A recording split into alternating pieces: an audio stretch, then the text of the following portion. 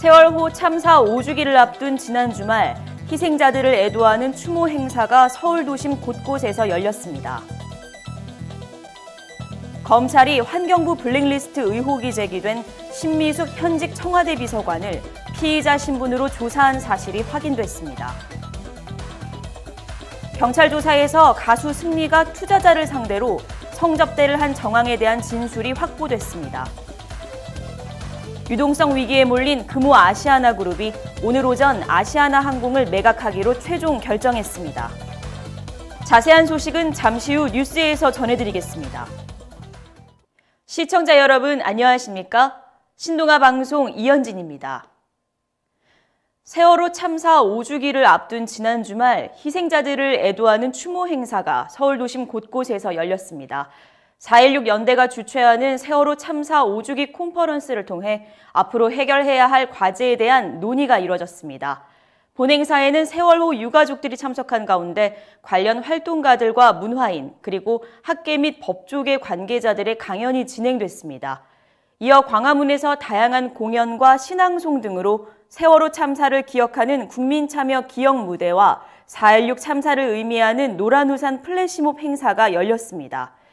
또 세월호 참사의 책임자 처벌을 촉구하는 시국대회와 본 행사로 진행되는 기억, 오늘의 내일을 묻다 문화제가 열렸습니다.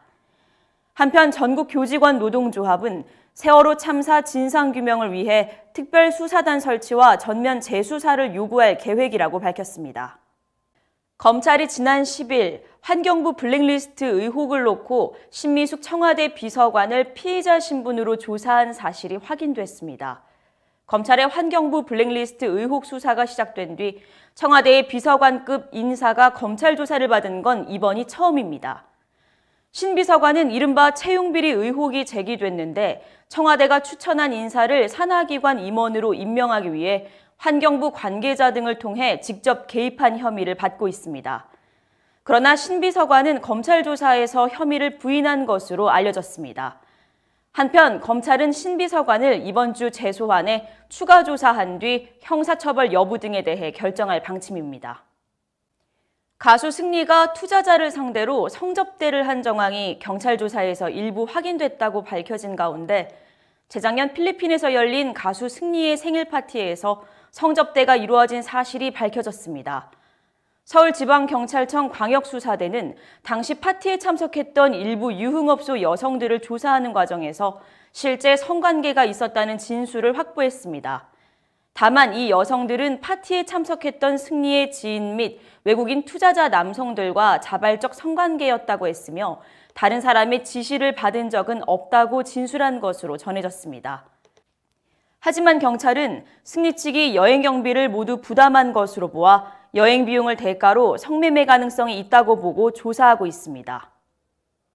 유동성 위기에 몰린 금호 아시아나그룹이 핵심 계열사인 아시아나항공을 매각하기로 최종 결정했습니다.